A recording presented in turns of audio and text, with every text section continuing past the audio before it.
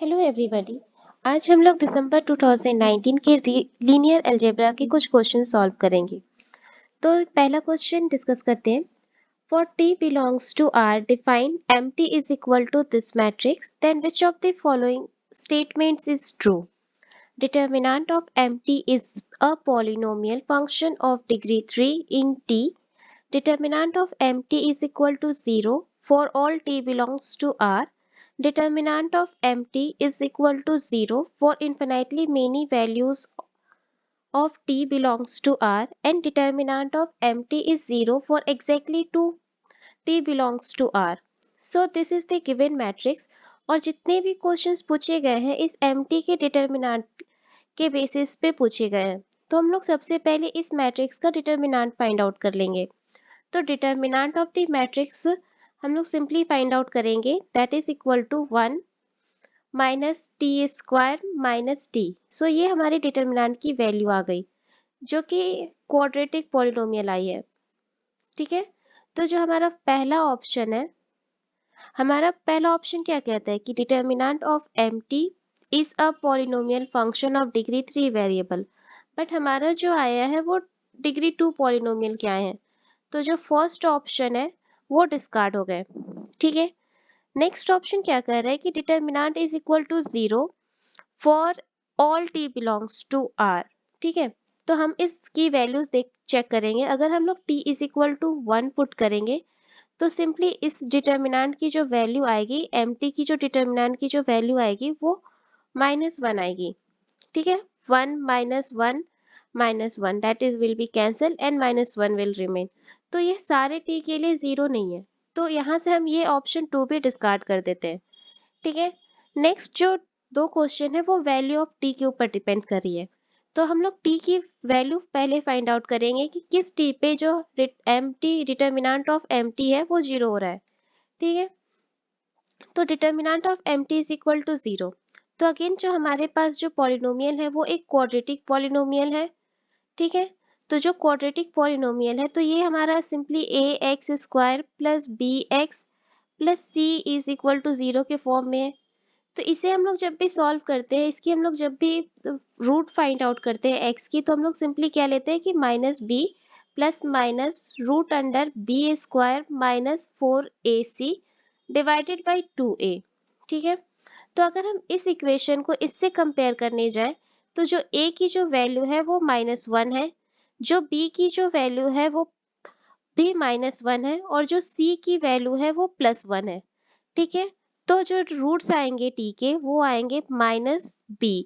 तो b की जो वैल्यू है वो -1 है, तो minus minus +1 plus minus root under b square, जो b की वैल्यू है -1, बी स्क्वायर माइनस 4ac। तो माइनस यहाँ 4ac है, तो यहाँ पे हमारी जो a की वैल्यू है वो -1 है, तो 4 इंटू -1 इंटू सी की जो वैल्यू है वो 1।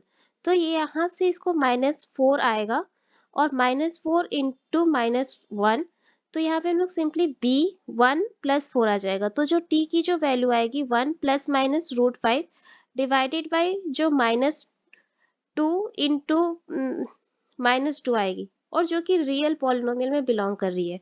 ठीक है, तो हमारा जो ऑप्शन है कि determinant of t is 0 for infinitely many 2, ये डिस्कार्ड होगा क्योंकि हमारी जो t की जो वैल्यू आई है वो सिंपल 2 वैल्यू आई है।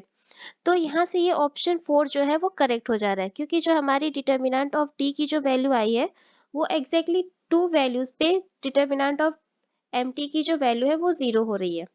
ठीक है, तो यहाँ से ऑप्शन 4 हमारा करेक्ट हो गया।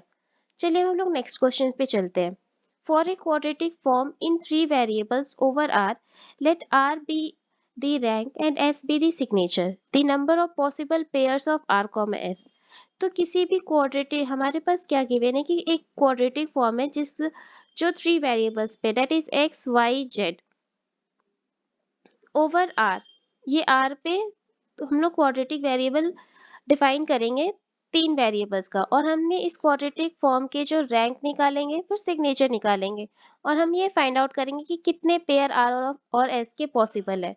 Option 1 is 13, option 2 is 9, option 3 is 10 and option 4 is 16। So हम सबसे पहले क्वाड्रेटिक फॉर्म निकालेंगे थ्री वेरिएबल्स पे, that is defined as a x square plus b y square plus c z square plus 2 dxy plus 2 x z plus 2 f y z। ठीक है, ये हमारा quadratic form है ओवर आर पे, और इसको हम लोग ऐसे भी एक्सप्रेस कर सकते हैं, that is x y z।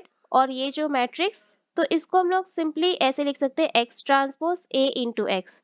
तो जो भी रैंक होगी क्वाड्रेटिक फॉर्म की, वो रैंक ऑफ ए पे डिपेंड करेगी।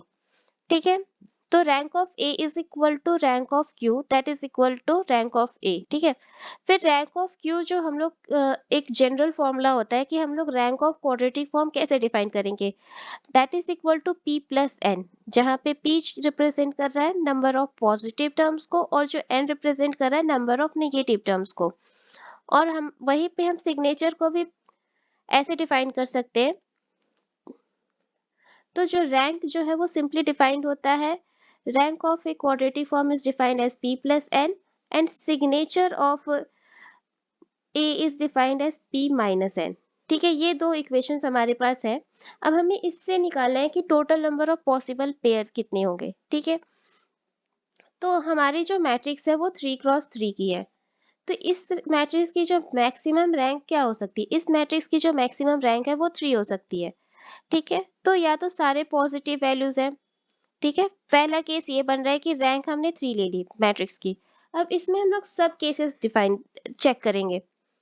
ठीक है, तो सब केसेस चेक करेंगे तो p इज इक्वल टू, अगर हमारा रैंक 3 है तो या तो टोटल पॉजिटिव वैल्यू हो सकती है। ठीक है, तो हम लोग पहला केस कंसीडर कर लिया कि p is equal to 3 total positive value है। तो जब p इज इक्वल टू 3 है तो s की क्या वैल्यू आएगी, p माइनस एन। तो जब p की वैल्यू 3 है तो n की वैल्यू 0 हो जाएगी, तो सिग्नेचर क्या आ जाएगी, वो 3 आ जाएगी। तो हमारा जो पेयर कैसे डिफाइंड हो जाएगा, 3,3 के फॉर्म में। ठीक है, अब हमें क्या चाहिए कि हमारा जो हमने जो मैट्रिक्स डिफाइन की है उसकी रैंक 3 है। अब हमने p स्मॉल जो नंबर ऑफ पॉजिटिव टर्म है वो हमने 2 ले लिया और नेगेटिव टर्म है वो 1 ले लिया। ठीक है, अब हम इन दोनों को सम करेंगे तो हमारा रैंक ऑफ a आ जाएगा। हमारा जब 2 plus 1 that is equal to rank of a that is 3। ठीक है, तो हम ये वाले केसेस ले सकते हैं। तो अगर हम ये ले रहे हैं तो हमारा सिग्नेचर क्या आ रहा है, सिग्नेचर आ रहा है p minus n that is equal to 2 minus 1 that is equal to 1। तो जो हम सिग्नेचर 1 आ रहा है और हमारा रैंक 3 है, तो पेयर क्या बनेगा, 3,1। सिमिलरली हम अगर नेक्स्ट में जाएंगे तो हमें अगेन हमारे पास और क्या केसेस बन सकते हैं। हमारे एक केस ये भी बन सकता है कि हमारा जो p की वैल्यू है वो 1 है और जो n की वैल्यू है वो 2 है। तो यहाँ से अगर हम लोग s की वैल्यू निकालने जाएंगे तो p minus n that is 1 minus 2 that is equal to minus 1। तो जो पेयर बनेगा वो 3 कॉमा माइनस 1 बनेगा। ठीक है, तो ये तीसरा पेयर बन रहा है।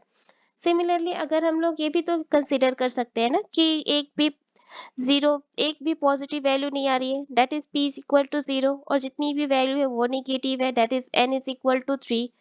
तो इससे हमारा सिग्नेचर क्या फाइंड आउट हो जाएगा, 0 minus 3 that is equal to minus 3। So जो हमारा रिक्वायर्ड पेयर है वो क्या बनेगा, 3 कॉमा माइनस 3। ठीक है, अब हमारे पास और कोई पॉसिबिलिटी नहीं है रैंक 3 को लेके। अब हम लोग जो हमारा जो मैट्रिक्स है उसकी रैंक 2 भी हो सकती है। ठीक है, तो हमने इसकी रैंक जो है वो 2 कंसीडर कर ली, that is equal to R की जो वैल्यू हमने फिक्स कर दी 2। अब हम अगेन चेक करेंगे कि हम इसके क्या क्या सब केसेस बन सकते हैं। तो p number of positive term की वैल्यू या तो जीरो हो सकती है, 1 हो सकती है या 2 हो सकती है। ठीक है, तो हम सबसे पहला केस ले रहे हैं कि p इज इक्वल टू 2। अगर p की वैल्यू 2 है तो n की वैल्यू 0 हो जाएगी और हमारा जो सिग्नेचर फाइंड आउट होगा वो 2 होगा। तो पेयर जो बनेगा वो 2,2 का बनेगा। अगेन अगर हम लोग p की वैल्यू 1 भी ले सकते हैं, और अगर हम लोग p की वैल्यू 1 लेंगे तो जो हमारा n है वो 1 हो जाएगा, क्योंकि हमें ये भी सेटिस्फाई करना है कि r is equal to p plus n. ठीक है, तो 1 प्लस 1 2 हो जाएगा, तो ये चीज सेटिस्फाई हो रहा है। तो यहाँ से अगर हम लोग s की वैल्यू फाइंड आउट करेंगे तो s is equal to p minus n that is 1 minus 1 and that is equal to 0। तो एक पेयर हमारे पास 2,0 पे आ जाएगा। नेक्स्ट अगर हम लोग p की वैल्यू 0 ले रहे हैं तो हमारा जो n का वैल्यू क्या बनेगा, वो 2 बनेगा, क्योंकि हमें ये वाली कंडीशन को सेटिस्फाई करनी है। तो 0 + 2 is 2, that is rank is equal to 2, तो सेटिस्फाई हो रहा है।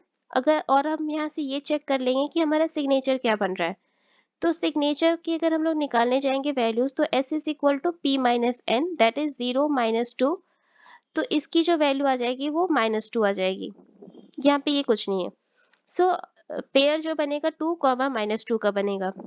अब और कोई पॉसिबिलिटी नहीं है रैंक 2 को लेके, तो हम लोग नेक्स्ट क्या कंसिडर करेंगे, रैंक 1।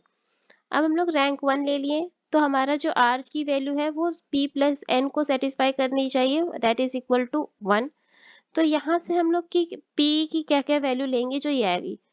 तो p की वैल्यू हम लोग यहाँ से 1 ले सकते हैं और 0 ले सकते हैं। अगर हम लोग p की वैल्यू 1 ले रहे हैं तो जो हमारा n की वैल्यू होगी वो 0 होगी, क्योंकि हमें p plus n is equal to 1 put satisfy कराना है। तो that is again p plus n is equal to 1, for this p is equal to 0 and n is equal to p is equal to 1 and n is equal to 0, then s is equal to p minus n, that is equal to 1 minus 0, and s signature की जो value आई वो 1 आई। So r comma s is equal to 1 0। Next हम लोग p की value 0 consider कर सकते हैं, that is p is equal to 0 and n is equal to 1। Then signature की जो वैल्यू आएगी वो p minus n, that is equal to 0 - 1, and again this will be -1। ठीक है, तो जो पेयर बनेगी वो क्या बनेगी, रैंक हमारे पास 1 है, सिग्नेचर हमारे पास -1 है, तो ये पेयर बनेगी। ठीक है, अब हम लोग मैट्रिक्स की जो हमारा गिवन मैट्रिक्स है, इसका हम लोग 3x3 की मैट्रिक्स है, तो इसकी रैंक 3 हो सकती है, 2 हो सकती है और 1 हो सकती है, और 0 भी हो सकती है। तो हमने 3 को लेके डिस्कस कर लिया, 2 को लेके डिस्कस कर लिया, 1 को लेके डिस्कस कर लिया, अब 0 की बारी। अगर हमारी जो मैट्रिक्स है उसकी रैंक 0 है, तो हमारे पास क्या क्या केसेस बनेंगे। अगर हमारे पास रैंक ही 0 है तो p प्लस n की वैल्यू भी 0 होगी। p प्लस n की वैल्यू जब 0 होगी तो p और n की भी वैल्यू 0 होगी, तो जो सिग्नेचर होगा वो भी p minus n, that is 0 - 0, वो भी 0 आ जाएगा। तो जो हमारा रिक्वायर्ड पेयर बना वो 0, 0 का बना। तो अगर हम लोग टोटल नंबर ऑफ पेयर की पॉसिबिलिटी चेक करने जाए, तो हमारे पास रैंक 2 से तो हम लोग अगर चेक करने जाए तो हमारे पास जो रैंक 4 से कितनी पॉसिबिलिटी आई। हमारे पास ये चेक करने जाए तो हमारी जो ये मैट्रिक्स है, तो हमारे पास जो रैंक 3 है इससे हमारे पास 4 पॉसिबिलिटी आई। रैंक 2 है, यहाँ से हमारे पास 3 पॉसिबिलिटी आई। रैंक 2 है, रैंक 1 है, वहां से हमारे पास 2 पॉसिबिलिटी आई, और अगर रैंक 0 है तो वहां से हमारी 1 पॉसिबिलिटी आई। अगर हम लोग इसको डायरेक्टली कंबाइन कर लेंगे तो यहाँ से सिंपली मैंने नंबरिंग डाल रखी है, तो ये टोटल जो नंबर ऑफ पॉसिबिलिटी बनेगी वो 10 बनेगी। तो ये ऑप्शन नंबर 2 में सेटिस्फाई हो रहा है, ऑप्शन नंबर 3 में सेटिस्फाई हो रहा है, that is total number of possibility is 10। Thank you.